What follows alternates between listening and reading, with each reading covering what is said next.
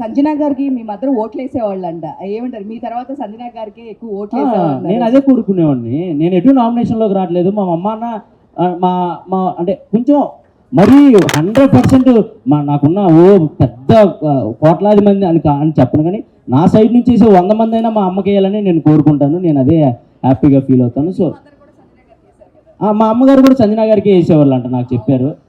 ఎందుకంటే నువ్వు లేనప్పుడు మాకు కన్ఫామ్గా సంజన గారే హౌస్లో ఉండాలి అని అనుకునేవాడిని అని చెప్పేసి మా అమ్మ, మా నాన్న, అందరూ మా ఫ్రెండ్ సర్కిల్ మొత్తం మేము సంజన గారికి సపోర్ట్ చేసామని చెప్పారు. నాకు అది చాలా హ్యాపీ అనిపించింది. బికాస్ నేను కూడా టాప్ 5 నేను వెళ్ళినా ఆమె యాజ్ కాంపిటీటర్గా చూసినా కూడా ఆమె నాతో పాటు నా పక్కనే ఉండాలి టాప్ 5 వరకు అని చేపట్టుకొని ఇద్దరం జర్నీ చేసాం. ఈ బిగ్ బాస్ జర్నీ మొత్తం ఎక్కడ ఇంత మిస్అండర్స్టాండింగ్స్ కూడా రాకుండా, ఒకవేళ వచ్చినా వాటిని నైట్కి నైట్ సార్ట్అవుట్ చేసుకొని, అలా కాదు బిడ్డ, ఇలా కాదు బిడ్డ, అలా అని నన్ను చెప్పి నిజంగా నేను అంటే ఆమె నన్ను కన్నా కూడా అంత మెచ్యూరిటీగా ఆలోచించేవాళ్ళు కాదు నాకు తెలియదు, కానీ ఒక సొంత కొడుకులా చూసుకున్నారు.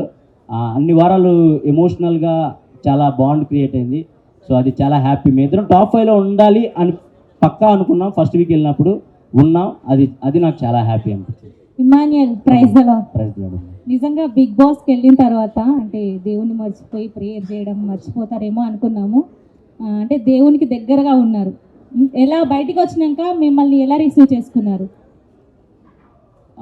అమ్మ అది ఎవరు బిలీవ్ వాళ్ళమ్మా. ఇప్పుడు నేను బిలీవ్ చేసే గాడిని నేను ప్రేయర్ చేస్తాను, అండ్ సంజన గారు బిలీవ్ చేసే గాడిని సంజన గారు. అక్కడ ప్రతి ఒక్కళ్ళు ప్రేయర్స్ చేస్తూనే ఉంటారు. బికాస్ అంటే ఇప్పుడు నేను జీసస్ని నమ్ముకోవచ్చు, అండ్ సంజన గారు వేరే దేవుని నమ్ముకోవచ్చు, అండ్ తనుజ వేరే సాయిబాబా గారు. సెలబ్రేషన్స్ ఎలా జరిగాయి? మంచిగా జరిగాయి అమ్మ. Thank you. ఇమాన్యుయల్ గారు, అమ్మా సో బిగ్ బాస్ త్రూ మీ లవ్ స్టోరీ బయట పెట్టారు, మరి రివీల్ ఎప్పుడు చేస్తున్నారు? రివీల్ ఇంకా పెళ్లి తర్వాత రివీల్ చేద్దాం. అంటే కప్ తోటి బయటికి రావాలని కోరుకున్నారు కదా, మరి తన రియాక్షన్ ఎలా ఉంది బయటకు వచ్చిన తర్వాత? లేదు, తను చాలా హ్యాపీ ఫీల్ అయింది. బికాజ్ నేను అంత బాగా ఆడతాను, ఫిజికల్ గేమ్స్ అంత బాగా ఆడతానని తను ఎక్స్పెక్ట్ చేయలేదంట. సో నువ్వు ఎంత బాగా ఆడతావు, ప్రతి గేమ్ ఇలా విన్ అవుతావు, నేను ఎక్స్పెక్ట్ చేయలేదు, నాకు అక్కడే మీరు నెగ్గేశారు అని చెప్పేసి చెప్పింది. అది నాకు చాలా హ్యాపీ అనిపించింది.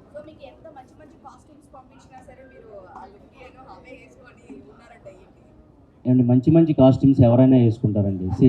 ఇప్పుడు నేను హీరోలా తయారయ్యి కళ్ళజోడు పెట్టుకుంటే మీరు ఎందుకు నవ్వుతారు చెప్పండి? నేను అక్కడికి వెళ్ళింది ఏంటి, జనాల్ని నవ్వించాలనే ఉద్దేశంతో. నాకు మంచి కాస్ట్యూమ్స్ వచ్చాయి, నాకు మంచి షూ అవన్నీ వచ్చాయి. బట్ అందరిలాగా రెడీ అయిపోయి నేను మేకప్ వేసుకొని కూర్చుంటే జనాలు ఎంటర్టైన్ చేయాలి, జనాల్ని ఏదో గెటప్ వేసి నవ్వించాలి. మనం చూడంగానే స్క్రీన్ మీద చూడంగానే జనాలు కొద్దిసేపు అలా రిమోట్ పక్క ఛానల్ పెట్టకుండా అలా ఆగాలి. అంటే మనం ఏదో డిఫరెంట్గా కనపడాలి, డిఫరెంట్గా నవ్వించాలి అనే ఉద్దేశంతో నేను వెళ్ళటంతోనే ఒక 2 జతలు లుంగీలు, అలా కొత్త కాస్ట్యూమ్స్ అలాంటివి నేనే తీసుకుని వెళ్ళాను. బికాస్ జనాలు నవ్వించాలి కాబట్టి, అంతే, దాని గురించి అంతే.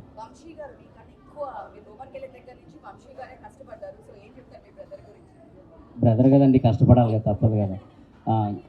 అమ్మా